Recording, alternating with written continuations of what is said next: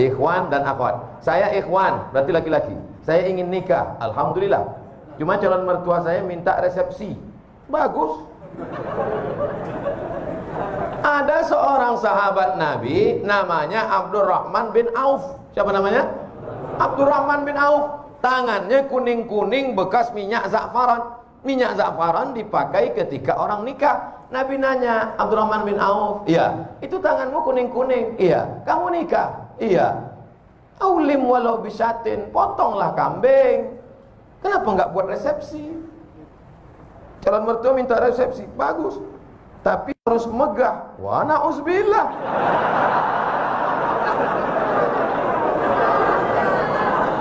Aulim walau bisatin, buatlah kenduri walaupun hanya motong seekor kambing. Seekor kambing di Arab itu artinya ngundang 10 orang.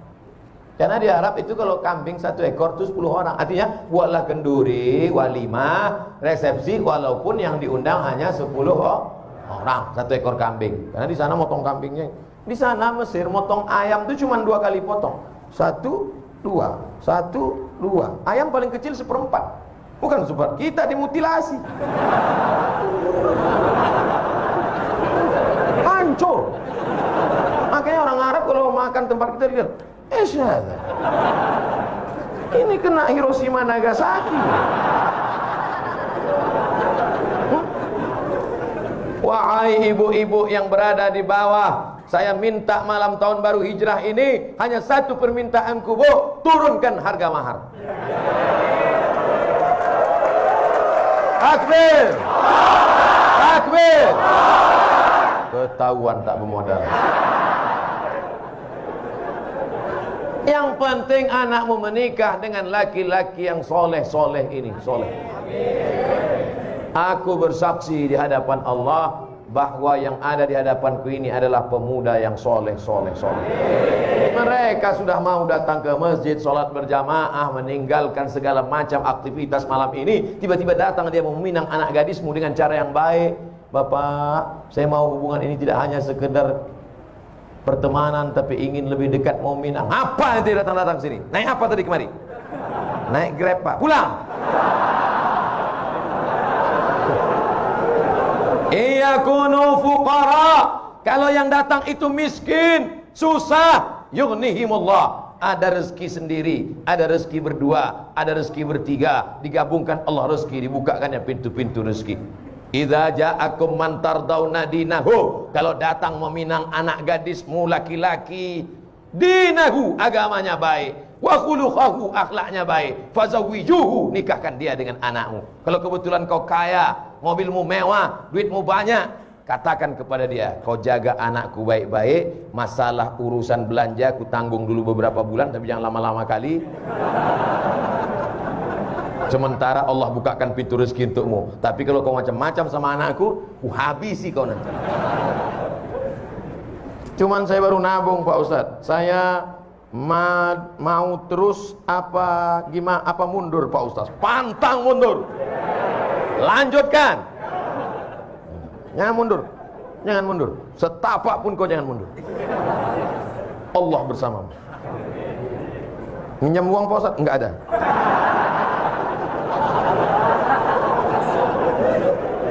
Ustadz, saya mau nanya, jika ibu saya menikah lagi dengan laki-laki lain, ayahnya udah meninggal, sekarang dia tinggal sama ibunya, ibunya mau nikah lagi, kira-kira begitu. Apakah saya harus menghormati dan menyayangi bapak baru saya seperti bapak kandung saya, sedangkan kakak-kakak saya melarang saya untuk mendekatinya? Di mana letak salahnya? Bapakmu yang baru itu rajin sholat berjamaah ke Jami' Al-Abrar, dia mendengarkan ceramah Ustadz Somad, dan dia pula orang yang baik, sopan santun. Kau tidak suka hanya karena dia bukan bapakmu. Itu takdir Allah. Itu ketetapan Allah. Kenapa kau tidak ridha menerimanya? Kecuali bapakmu yang baru itu sakau, pengedar narkoba. Itu pun kau tak boleh benci. Kau tetap baik sama dia. Tenang ya Pak, tenang. Kau pergi lapor ke BNN. Ini banyak sekarang anak-anak yang keliru. Setelah bapaknya meninggal, ibunya dibiarkannya sendiri, padahal ibunya perlu nafkah, perlu kasih sayang. maka sampaikan kepada dia, Mama, kalau mau menikah lagi, menikahlah. Biar kami susun tim fit and proper test. Begitu. Masukkan saya tim, nanti saya seleksi ayah kalian. Begitu juga sebaliknya. Ibu kalian meninggal, ayah kalian sebatang kara. Jangan kalian biarkan dia sendiri. Dia perlu ada yang memasak, ada yang merawat, ada yang menjaga dia. Bukan sekedar cuci laundry banyak. Kalau sekedar makan, rumah makan, restoran banyak, tapi dia perlu kasih sayang. Ini ada orang bapaknya ada sendiri, emaknya meninggal, dia kasih tahu, Papa, kalau mau pergi ke Surabaya, kakak ada. Kalau mau pergi ke Singapura, adik ada. Kalau mau ke Jakarta, saya ada. Kemana papa terbang, tak usah pikirkan. Kata bapaknya, kalian kemana aku terbang aja yang kalian pikirkan. Kemana aku hinggap tak kalian pikirkan. Saya ingin nanya, saya punya saudara. Di saat orang tua kami belum meninggal, sudah meninggalkan wasiat dalam warisan. Tapi sekarang setelah orang tua kami meninggal, saudara kami itu serakah. Atau bisa dibilang ingin menguasai warisan yang telah diwariskan kepada saya. Bagaimana tanggapan Ustadz tentang kejadian ini? Lapor ke pengadilan agama. Di sana ada jurusita. Di sana ada formulirnya. Nama yang meninggal, isi. Ahli waris, isi. Sebutkan semua ahli waris. Lalu serahkan ke pengadilan. Nanti keluar, ini dapat sekian, istri dapat 1/8, karena ada anak dapat 1/4, anak laki-laki 2 kali bagian anak perempuan. Dulu ada wasiat tidak boleh lebih dari 1/3 harta, maka tunjukkan sama dia, Bang, kakak, brother, nih jatah saya. Kalau kau macam-macam, ku jebloskan kau ke penjara. Tentu tidak kasar begitu, lembut. Abang, kau dari rahim yang sama dengan aku tak ingin menganiayamu. Aku buat laporan ini bukan karena aku dengki dan marah, tapi karena aku tak ingin kau makan haram. Keras sekali Pak Ustaz. Aku tak ingin kau makan haram. Kalau ada kalian menuntut adik, abang, kakak, itu bukan berarti zalim, tapi menjaga dia, anaknya dan istrinya supaya jangan sampai makan haram. Bayangkan ini kalau didiamkan, dikuasainya harta warisan, tanah dikuasainya, kebun dikuasainya, angkot dikuasainya, makan haram dia, anaknya, cucunya, istrinya. Maka selamatkan saudara ini dengan cara menegakkan hukum warisan ke kantor pengadilan agama. Ada jurusita, disita nanti itu. Saya sudah setahun hijrah. Lalu belum lama ini saya bertemu kembali dan dengan mantan yang dulu pernah saya kenal. Berarti CLBK, cucian lama belum kering. Anak-anak ketawa macam pahaman.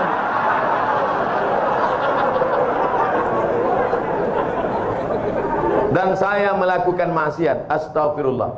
Dulu saat ini saya berusaha untuk kembali meningkatkan iman saya, tapi rasanya sangat berat ujiannya. Apakah saya termasuk munafik Pak Ustadz? Kau terjerumus dalam dosa, maka yang pertama dilakukan adalah taubat nasuha, mandi taubat, salat sunat taubat, habis itu istighfar. Namin muslimin yudhinibu dzamban, kalau ada orang silap, khilaf, salah, terjerumus dalam dosa, tsumma yatatahhar, mandi taubat. Tsumma yusalli rak'ataini, salat sunat taubat 2 rakaat. Tsumma yastaghfirullah, minta ampun kepada Allah. Astaghfirullah Rabbal baraya, astaghfirullah minal khataya. Setelah sholat istighfar, lalu kemudian buka HP, cari nama dia, delete, update status, mohon maaf untuk sementara kita tak usah jumpa dulu setan.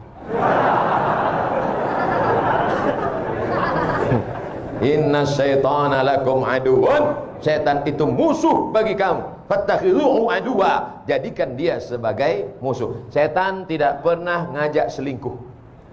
Pernah tak setan ngajak? Ayo selingkuh. Tidak. Setan mengajak dari langkah pertama, tukar nomor, kirim WA, ASL please.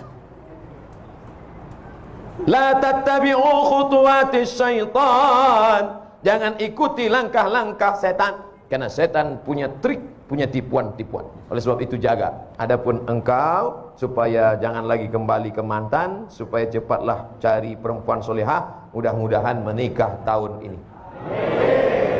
Tanggal nggak penting, yang penting tahun. Karena banyak juga orang kapan nikah, bulan Mei Ustaz. Tanggalnya, tahunnya pun nggak pasti Ustaz. Sebelum berakhir 2019, mudah-mudahan yang sudah mau nikah menikah. Azam, tekad kuat, nikah, istikharah. Kamu kenapa belum juga nikah? Calon saya 2 Pak Ustaz. Sudah istikharah? Sudah Pak Ustaz. Terus mana yang kelihatan? Dua-duanya. Jadi belum putus istikharah. Kalau udah istikharah putus, tinggal satu. Yang lain itu tereliminasi. Apa hukum orang suka zina, mabuk, tapi suka sholat?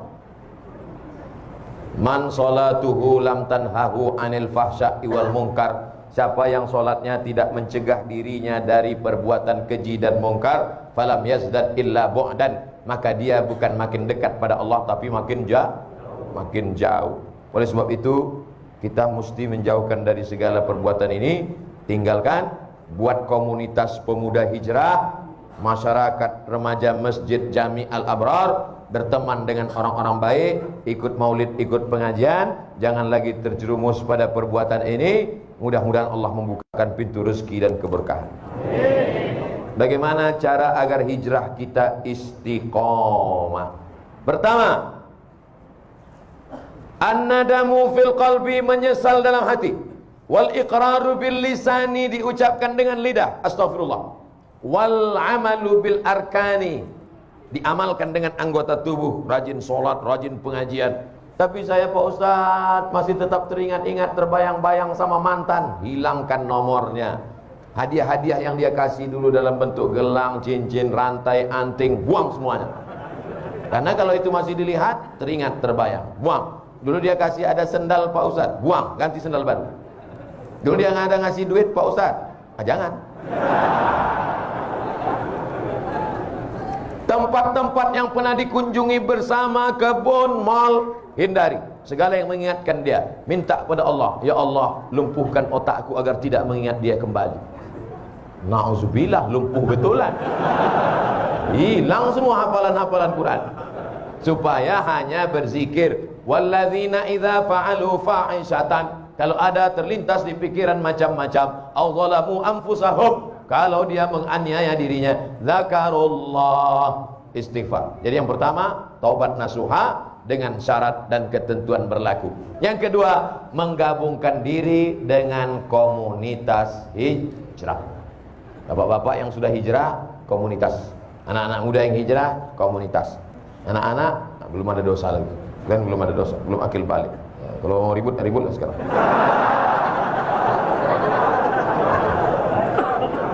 Gabungkan diri, karena ini lemah. Satu pohon kayu di tengah hutan, datang angin kencang, patah. Dengan angin puting beliung, tercabut. Tapi kalau dia di tengah kayu-kayu lain, angin kencang, dia slow. Datang angin kencang, dia slow aja. Kenapa? Yang pinggir-pinggir itu yang kena.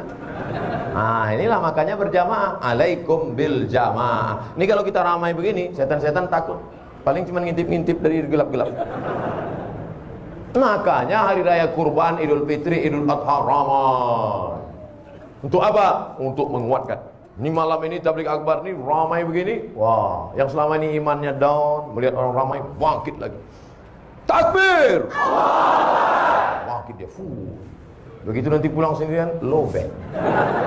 Makanya harus terus pulang, tidur. Besok jamaah subuh. Di kampus, di sekolah, di kantor, lagi bang pengajian.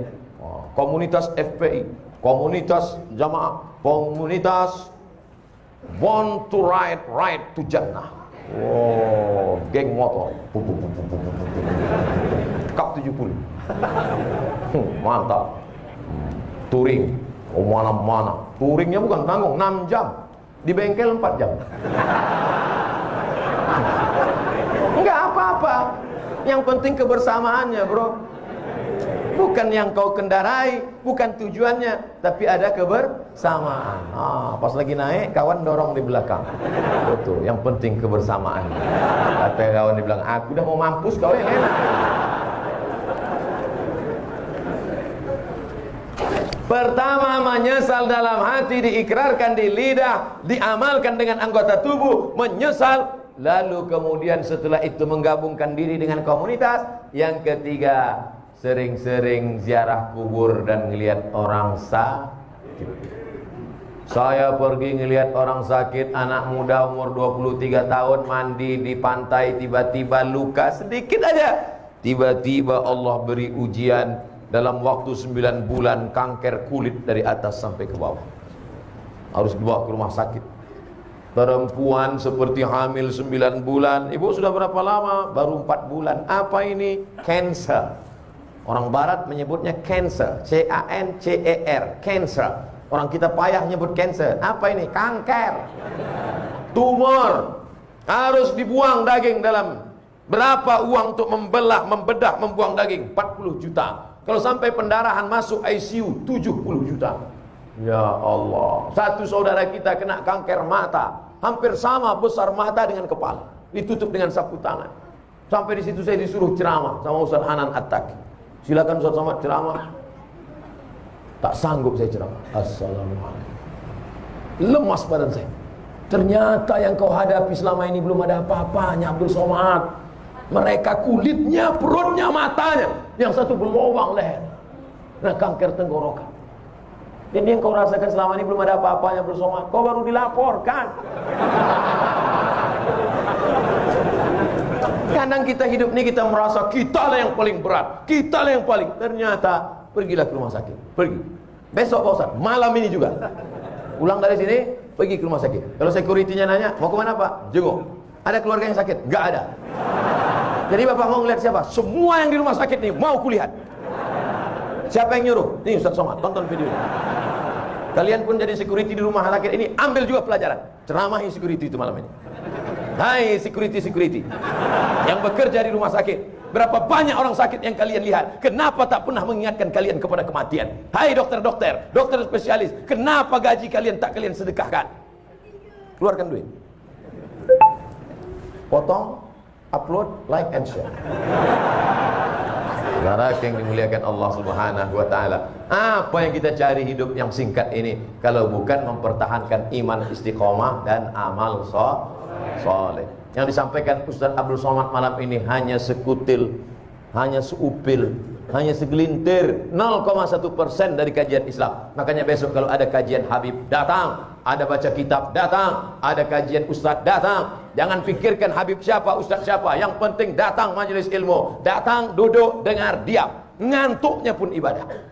Kalau ada kawan di sebelah, ente datang kok tidur. Tidur ini pun ibadah.